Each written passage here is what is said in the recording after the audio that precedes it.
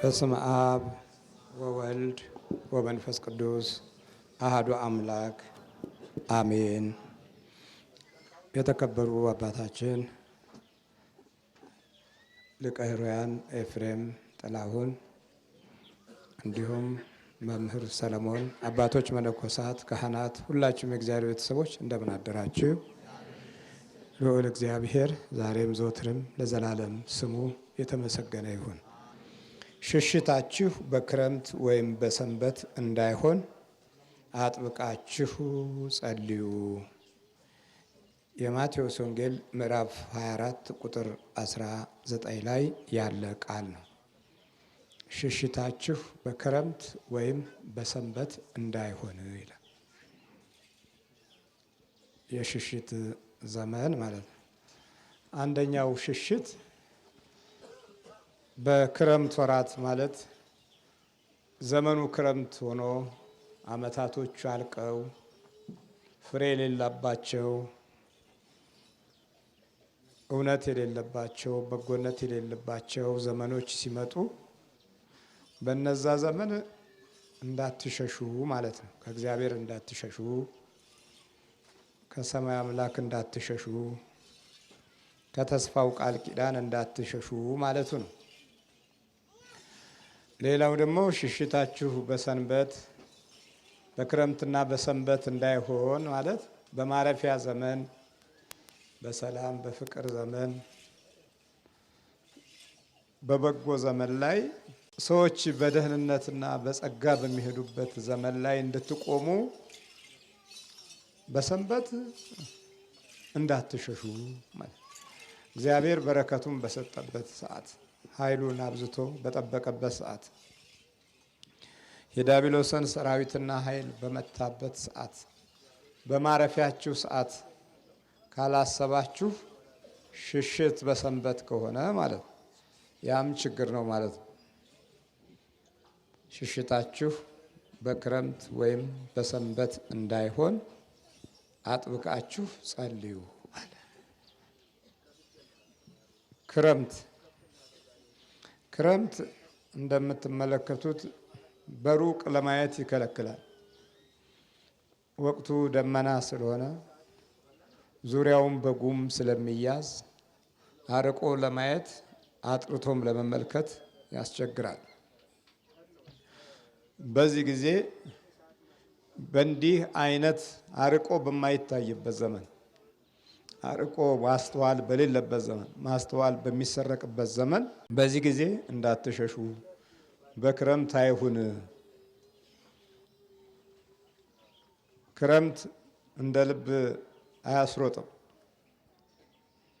እንደ ልብ በማትናገሩበት፣ እንደ ልብ በማትሮጡበት፣ እንደ ልብ በማትኬዱበት ጊዜና ዘመን ሳይመጣ አጥብቃችሁ ጸልዩ።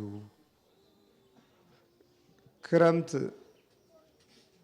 ብዙ ቦታ ላይ ለመሻገር አስቸጋሪ ነው። ውሃዎች ይሞላሉ። ልክ በዚህ ድንገተኛ ጎርፍ በሚበዛበት ጊዜ ድንገተኛ የሆኑ ድንገት ተንኮል፣ ክፋትን፣ አመፃን ለሚፈጽሙ የግፍ ሰዎች የሚበዙበት ዘመን ሳይመጣ አጥብቃችሁ ጸልዩ። ሰዎች ኑሯቸውን ሲሉ ወይ በግራ ወይ በቀኝ በኩል ያሉ ክፉ ሰዎች ከኑሯቸው እንቅስቃሴ እንዲቆሙ የሚያደርጉት የመተት ዘመን ሳይመጣ ማለት ነው፣ የክፋት ዘመን ሳይመጣ አጥብቃችሁ ጸልዩ። ለዚህ ነው ክረምት በብዙ መንገድ ትርጉሙም ሂደቱም አሰራሩም እንቅፋት የበዛበት ሰዓት ስለሆነ ማለት ነው። ክረምት የፀሐይ ብርሃን ብዙ አይገኝም። ምሳሌ የሚሆን አርአያ የሚሆን ሰዎች ጠፍተው ሁሉም በአንድነት የሚያምፁበት ዘመን ሳይመጣ አጥብቃችሁ ጸልዩ። ስለዚህ ሽሽታችሁ አለ በክረምት እንዳይሆን። ክረምት ሌላው ፍሬ የለውም። ፍሬ የሌለው ትውልድ፣ ሰላም የሌለው፣ በጎነት የሌለው፣ ታዛዥነት የጎደለውና የራቀው ክፉ ትውልድ ሳይመጣ ፍሬ የሌለው ማለት ነው። ያ ጊዜ ሳይመጣ አጥብቃችሁ ጸልዩ። ክረምት ማጥ ጭቃ ይበዛበታል። ክፉ ያመጻ ዘመን፣ ተንኮል በተንኮል የሚመለስበት ዘመን፣ ግፍ በግፍ የሚመለስበት ዘመን፣ የብቀላ ዘመን፣ አንዱን አንዱ የማጥቃት ዘመን ሳይመጣ አጥብቃችሁ ምን በሉ? ጸልዩ።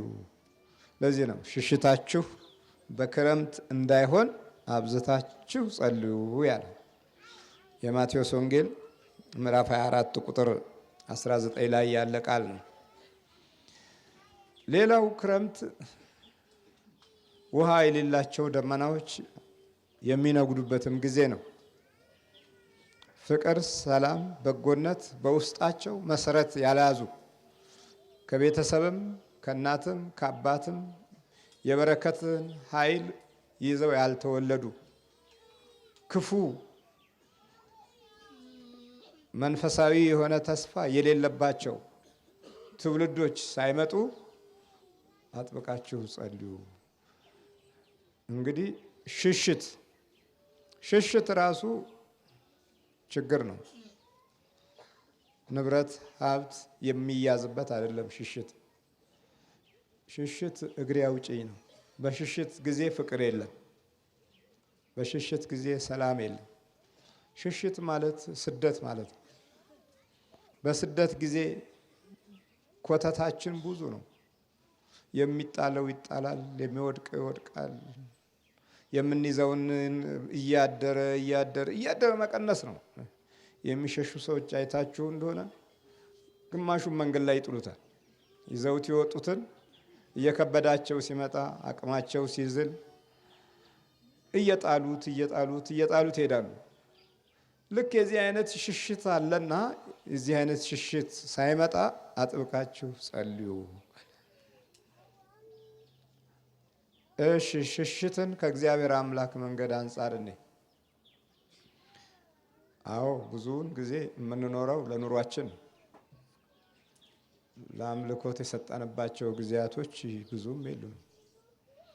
ለጸሎት እንሰጠው ጊዜ የኑሯችንን ግማሽ የሚሻማ ይመስለናል። የተጓደሉ ነገሮች ከፊት ለፊታችን ተደቅነው በክፉ መንፈስ አማካኝነት ውስጣችንን በከፍተኛ ሁኔታ ያልተቋጨ፣ ያልተደመደመ፣ ያልተያዘ፣ ያልተጨበጠ ስራ አለ ይለናል። ያልተዘጋ በር አለ በዚህ በኩል ነገ ተነጎዳ በሚቀጥለው እንዲህ እያል ፕሮግራማችን ሁሉ ሰፊ ናቸው። አሁን ከእግዚአብሔር አምላክ መንገድ ሸሸን ማለት ነው፣ ወጣን። ከሁሉ በፊት ይላል እግዚአብሔር አምላክ ቅዱስ ቃል በማቴዎስ ወንጌል ምዕራፍ 10 ላይ ከሁሉ በፊት አስቀድማችሁ መንግስቱንና ጽድቁን ፈልጉ፣ ሁሉም ነገር ይጨመርላችኋል። የማቴዎስ ወንጌል ምዕራፍ 6 ቁጥር 33 ላይ ነው ይሄ ቃል ያለው። አስቀድማችሁ እግዚአብሔር መንግስት ጽድቁንም ፈልጉ፣ ይህ ሁሉ ይጨመርላችኋል ይላል። አስቀድሙ የተባልነው ነገር ላይ እኛ ለማስቀደም ያለን ትንቅንቅ በጣም ብዙ ነው። በዚች ምድር ላይ እያስቀደምን ያላቸው ነገሮች በረከትን የሚያመጡ አይደሉም። ብዙ ክፍል ላይ ዓለማዊ በሆነ መስመር ላይ ነው ቅድሚያ የምንሰጠው። እንደየትምህርትና እንደየሙያ ደረጃችን የምናስቀድመው እግዚአብሔርን አይደለም። በዓለም ሁኔታ ስታዩ በእያንዳንዱ የአኗኗር ዘገባ ላይ ስትመለከቱ እግዚአብሔር የለበትም። በትልልቅ ኃያላኖች ዘንድም ስታዩ በንግግራቸውም ሆነ በጨዋታቸው በውይይታቸውም ሆነ በሀሳባቸው እግዚአብሔር የለም። በትምህርት ቤቶቻችን ስታዩ በእያንዳንዱ የትምህርት ተቋም ዘንድም እግዚአብሔር የለም። የፈጠረ አምላክ ሁሉን ነገር ያደረገ ኤልሻዳይ ይህንን ዓለም ያስገኘ ሌላው ቀርቶ ሳይንቲስቶችን ሁሉ እውቀትና ጥበብን የሰጠ እግዚአብሔር የለም። መፍትሄና ውይይት ሲፈለግ ሁልጊዜም ትርጓሜ የሚሰጠው በዓለማዊ መስክና ቋንቋ ነው። እግዚአብሔር የለም። ስለዚህ ዘመናችን የእረፍት ጊዜያችን የሽሽት ሆኖ እናገኘዋለን። በዕለተ ሰንበት ብዙውን ጊዜ የምናሳልፈው የጸሎት ሰዓት ጊዜ የለንም። እንደምታዩት ቲያትሩን፣ ፊልሙን፣ ምኑን ስናሳድድ ነው የምንውለው። ዕለተ ሰንበት መንፈሳዊ የሆነ እረፍት ማሳያ ገጽታዎች የሉንም። ለስጋ ነው የምናርፈው፣ ለጸሎትና ለበረከት አይደለም። ስለዚህ ቅድሚያ አልሰጠንም። በመሆኑም እያንዳንዷ ሰዓትና ማህበራዊ ግንኙነታችን ሁሉ ልክ የክረምት ወራትን ይመስላሉ። ፍሬ የሌለባቸው፣ ደመና የተጫናቸው፣ ጎርፍ የተቀላቀለበት። ሌላው በክረምት ውሃው አይጠራም። የሽሽት ዘመን ሲሆን ውሃው አይጠራም፣ ውሃው ይደፈራርሳል። በዚህ ዘመን የምትሸሹ ከሆነ ምንም ትርጉም የለውም። ህይወት፣ ኑሮ፣ ጊዜ፣ ዘመን ምንም ትርጉም የሌላቸው የምጽአት ቀኖች ይሆናሉ። ዛሬ እያንዳንዳችን እንዲህ ነው። የህይወት ግንዛቤዎቻችንም ውስጥ እነዚህ ነገሮች በስፋት አሉ እና አስቀድማችሁ መንግስቱንና ጽድቁን ፈልጉ ግን አለ። በሱ በኩል አለ ደግሞ ሌላ ሁሉም ነገር ይጨመርላችኋል። ሁሉም ነገር ይጨመራል አለ እና ሽሽቶቻችን በእያንዳንዷ ሰዓት እግዚአብሔርን በመሸሽ ላይ የተመሰረተ እውቀትና እድል አለን ማለት ነው። ስንማር ቀደም ሲል ከ60ዎቹና 40ዎቹ 50ዎቹ የነበሩ ተማሪዎች የጥበብ መጀመሪያ ማን ነው ሲባሉ እግዚአብሔርን መፍራት ነው ይሉ ነበር። አስተማሪዎችም ቅድሚያ የሚሰጡት እግዚአብሔር የተመሰገነ ይሁን ብለው በሰላምታ የሚለዋወጡበት ቃል ነበር። ያ ቆመ። ከዛ በኋላ እያንዳንዷ ዓመትና ዘመን ለኛ ፍሬ አልባ የክረምት ወቅትና ሰዓት ሆነች። እያንዳንዷ የማረፊያ የሰንበት ጊዜ የውጥረትና የጭንቀት ዘመን እና ወቅት ሆነ። ስለዚህ የኛ ጭንቀት ተዘዋውሮ በእያንዳንዱ ትውልድ ላይ አርፎ ይሄው ስቃያችንን እንበላለን። ለምን ይመስለናል? ጸልዩ የተባልነው ነገር ላይ እረፉ የተባልን መሰለንና ተኛን። አባቶች እንዲህ አይነት አጣዳፊ የሆኑ ወቅቶች ይመጣሉ ብለው አልገመቱም። አንዳንዶቹም ከናካቴው የጸሎት ትርጉምና የደህንነት ስራው ለቀጣይ ትውልድ ምን ያህል እንደሚበጅ ግንዛቤውም አልነበራቸውም። አንዳንዶቹ የግፍ መስመር ላይ ሲቆሙ ነገ እነሱ የሚወድቁ መስሎም የማያልታያቸውና የዕለት እብሪትና ትዕቢት ብዙ ወንጀሎችን ወደ ትውልድ እንዲፈስ አድርጓል። ስለዚህ እያንዳንዱ ሰው በሽሽት ላይ ይገኛል ማለት ነው። ከእግዚአብሔር መሸሽን ካዳበርን እንግዲህ ወደ ማን እንደምንጠጋ አስቡት። ሰዎች ከጠላታቸው ጋር ህብረት ፈጥረው አንድ ሆነው አብሮ ተወልዷል፣ አብሮ አድጓል፣ አብሮ ኖሯል፣ አብሮ ተምሯል፣ አብሮ ሰርቷል። ግን ወደ በረከቱ አልመጣንም። ሰዎች አሁን የሚሸሹት ከበረከት ነው። ዛሬ ሰዎች የሚሸሹት ከእግዚአብሔር ጸጋ ነው። ዛሬ ሰዎች የሚሸሹት ከእግዚአብሔር ሰላም ነው። ሰዎች የሚሸሹት ከእግዚአብሔር እረፍት ነው። ስለዚህ ሽሽታችሁ በክረምት ወይም በሰንበት እንዳይሆን አብዝታችሁ ጸልዩ ተብለን ነበረ። ያው እንግዲህ ወቅቱም የውሃ ክረምት፣ የዝናብ የደመና ክረምት ነው። የህይወት ክረምታችንም እንደዚሁ ነው፣ ተመሳሳይ ነው ማለት ነው። በልምምዶቻችን ባህሪ ውስጥ የመንፈሳዊ ህይወት ኃይል እና ብርታት የለንም።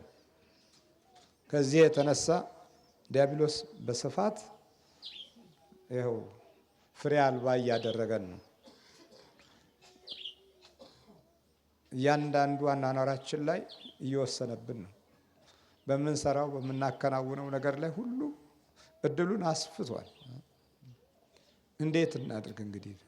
አሁን ሰይጣን ቤተሰብ ከሆነ እንግዲህ ምን ይጠበቃል? ክፉ መንፈስ ቤተሰብ ከሆነ ህይወታችን ጋር የሚገዳደር ከሆነ ከዚህ የበለጠ ሽሽት ምን አለ? ሸሽተን ያመጣነው ችግር ነው። በክረምት ወራት ያለው እንግዲህ እንዲህ አይነት አስቸጋሪ ዘመኖች ሊመጡ እንደሚችሉ ማንም ፍሬ ያለው ሰው ሊቆም እንደማይችል የሚያሳየን ነው። ሰንበት የተቀደሰ ቀን ነው። የተቀደሰን ቀን ስንሸሽ መቀደስ አንችልም ማለት ነው። ሰንበት የተባረከ ቀን ነው። የተባረከ ቀንን ስንሸሽ የተባረክ መሆን አንችልም ማለት ነው። ሰንበት የማረፊያ ቀን ነው። የማረፊያውን ቀን ከእግዚአብሔር የተቀበልነው መሆኑን በጸሎት ካልተቀበልነው የማረፊያ ቀን ሳይሆን የመሸሻ የማዋከቢያ ቀን ነው። ሁሌ እንደሸሸን እንኖራለን። ብለን እንሸሻለን። ሰውን እንሸሻለን፣ ቤት እንሸሻለን፣ ኑሮ እንሸሻለን፣ ጊዜ እንሸሻለን፣ አመታቶችን እንሸሻለን። ግን ማብቂያ የለውም። ለዚህ ነው ሽሽታችሁ በክረምት ወይም በሰንበት እንዳይሆን አጥብቃችሁ ጸልዩ። አባቶቻችን ዝም አሉ። ያንዳንዱ ለርስት ለመሬት ሲሯሯጥ በመካከሉ በመንፈሳዊ ቡራኬ የሚወለዱ ልጆች ጠፉ። በቃ በበጎ መንገድ የሚወለዱ ልጆች ጠፉ። መሮጥ ብቻ ሆነ። በሽሽት ላይ የተወለድን ከመሆኑ ጋር ተያይዞ ጠላት አብሮን ተወለደ።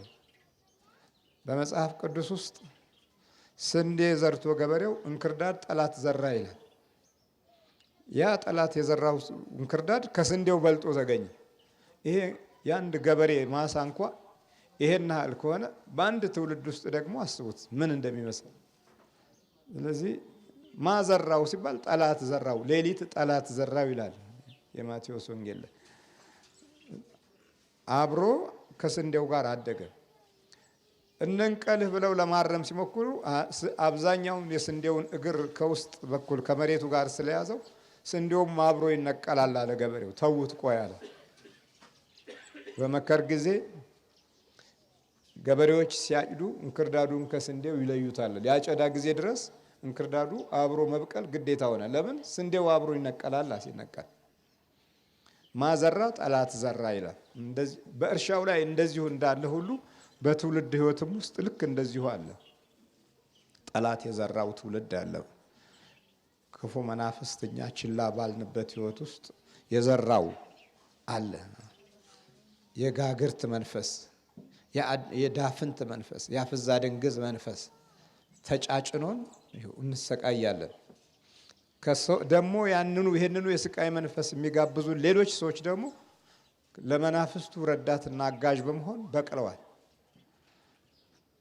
ለግፍ ለተንኮል የተወለዱ ሰዎች በጣም ብዙ ናቸው። እግዚአብሔር ምሕረቱን ያብዛለን። ስለዚህ ሽሽታችሁ በክረምት ወይም በሰንበት እንዳይሆን አብዝታችሁ ጸልዩ ያለው አለ ምክንያት አይደለም።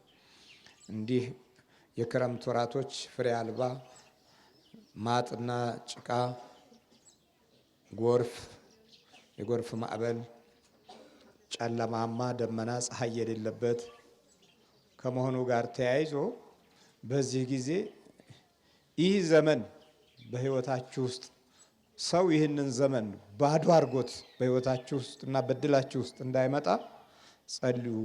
የፍሬ ዘመን ላይ እንድትደርሱ፣ የብርሃን ጊዜና ወቅት ላይ እንድትደርሱ ማለቱ ነው። ስለዚህ እነዚህ ሁለት ዕለቶች በእግዚአብሔር ሕዝብ ውስጥ የሚያስፈሩ ስያሜ ተሰጥቷቸዋል። ሰንበት፣ ክረምት እና በዚህ ጊዜ ከቤታችሁ እንዳትወጡ፣ ከቤታችሁ እንዳትሰደዱ፣ ከእግዚአብሔር አምላክ ቤት ከመንፈሳዊ ተስፋ ቃል ኪዳን ቃል ከሰማያዊ ኃይል ከዛ እንዳትወጡ ማለት ነው። በጸሎት ራሳችሁን እያገዛችሁ፣ በጸሎት ራሳችሁን እያዳበራችሁ ከእግዚአብሔር ጋር ግንኙነት በማድረግ ዘመናቱን የፍሬ ዘመን እስኪደርስ ድረስ ለምኑ ነው። ከዛ በኋላ ዘመኖቹን ሁሉ እሱ ስለሚመራቸው ዲያብሎስ ዘመኑን የሚመራበት ጊዜ አለ። ይገለባበጠዋል። አመታቶቹን ከሰማይ የወደቀው እኮ እዚህ ረፍት እንዲያደርግ አይደለም፣ እንዲዝናና አይደለም። ከሰማይ የወደቀው የሰማይ ስፍራዎችን መልቀቅ ግድ ስላለ ነው። መላእክት ተዋግተው አሸነፉ። ከዛ በኋላ ወደዚች ምድራችን መጣ፣ ከሰው ልጅ ጋር ተደባለቀ። ለሰው ልጅ ደግሞ መላእክት ሰይፋቸውን ታጥቀው በሰማያት አሉ። የሰው ልጅን የሚጠብቁበትን ኃይል አልፈቱም። እሱ ሰይፉን ፈቷል። ሰይፍ ስለፈታ ወደ ሰውነታችን ውስጥ ሲገባ በድፍረት ይገባል። መላእክት ወደ ሰውነታችን ውስጥ መግባት አይፈልጉም። እሱ ግን ይገባል። የወደቀ ስለሆነ ይገባል። መላእክት ከውጭ ይጠብቁናል። እሱ ውስጥ ገብቶ መላእክትን ይጋፋል። ታላቁን ካህን ዘካርያስን በቀኙን ይዞት ስለነበረ መልአኩ ሲመጣ በቀኝ በኩል ሲቆም እኔ ያለሁ አለ። ከዛ በኋላ ወደፊት ፎቀቅ አለ። ለምን? ቀድሞ ተይዟል። የካህኑ ቀኝ ነው የተያዘው። ትንቢተ ዘካርያስ ምዕራፍ 3 ላይ እንግዲህ መንፈሱ ይገባል። መላእክት ሆኖ ሳለ የሚገባ የተንኮል መንፈስ ነው። ሰው ልብ ውስጥ የመዋሃድ ባህሪ አለው። የወደቀ ስለሆነ ሰውን ለመጣል ይሽቀዳደማል። ለምንድን ነው ይባል? ከ99ኙ እሱ ጎድሎ ስለነበረ 100ኛ ሰው ስለገባበት፣ አንደኛ በሱ ክብር ላይ ሰው ነው የተፈጠረው። 100 ሞላ። 100 በጎች ነበሩት ይላል። ግን አንዷ ባዝና ስለጠፋች አንዱም ፍለጋ መድኃኒታችን ኢየሱስ ክርስቶስ እንዴት እንደሄደ ይነግረናል። ከዛ በኋላ ወደ 100 ለማምጣት ያገኛትን በግ በትከሻው ተሸክሞ ይኸው የጠፋው በጌ ተገኝቷል አይደል የሚለው መጽሐፉ። ስለዚህ ጎረቤቱን ሁሉ ሰብስቦ ደስ ይበላችሁ ይላል። ለፍለጋ ግን ሄደው 99ኙን ነው። 99ኙ መላእክት ናቸው። 100 የሞልቶ የነበረው ራሱ ሳጥናኤል ነው። ግን በገዛ ጥፋቱ ጎደለ። ሲጎድል 99 ሆነ። በዛ ቦታ ላይ ሰው ገባ። እንደገና ደግሞ አሁንም ሰውን ጎደለ። ኢየሱስ ክርስቶስ መጣና ሞላው። ስለዚህ ስንተኛ ሆነ ማለት ነው? 100ኛ ሆነ ማለት ነው። 100ኛ ሆኖ እሱ በሞላው ቦታ ላይ አሁን የሚጠፉትን ሰዎች ለማብዛት ሰይጣን ሰው ልብ ውስጥ ዝም ብሎ መግባት ጀመረ። በቃ መላእክት ሆኖ ሳለ ትልቅ ቦታ ተሰጥቶት ሆኖ ሳለ ወደቀና የወደቀበትን ባህሪውን ይዞ ገባ ወደ ሰውነታችን። ስለዚህ የሚከተሉት ሁኔታዎችን ይፈጽማል ማለት ነው። አንደኛ ወድቋል፣ እኛንም ይጥለናል። ሁለተኛ ተራቅቷል፣ እኛንም ያራቁተናል። ሶስተኛ ጸጋው ተገፏል፣ እኛንም ይገፈናል። አራተኛ ከብርሃን ተለይቷል፣ እኛንም ከብርሃን ይለየናል። ስድስተኛ ጨለማን ይወዳል፣ እኛንም ወደ ጨለማ ይወስደናል። ልክ ባህሪውን እንድናከናውንለት ወደ ሰው ልጅ ሕይወት ውስጥ ገባ። ለምን? ወደቀ ከሰማያ። አሁን እዚህ ጎረቤት ከመሆን አልፎ አሳድጌ ይላለሁ። እዚህ ውስጥ አሳድጌ በቃ ልክ እናትና አባት እንደሰጡ እንዳሳደጉት አይነት እድገት አሳድጌ እልህ ነው በቃ። ስለዚህ እንዲህ አይነት የመናፍስቱ ዘመን ስለሚበዛ ሽሽታችሁ በክረምት ወይም በሰንበት እንዳይሆን አጥብቃችሁ ጸልዩ። እግዚአብሔር ከሁላችን ጋር ይሁን።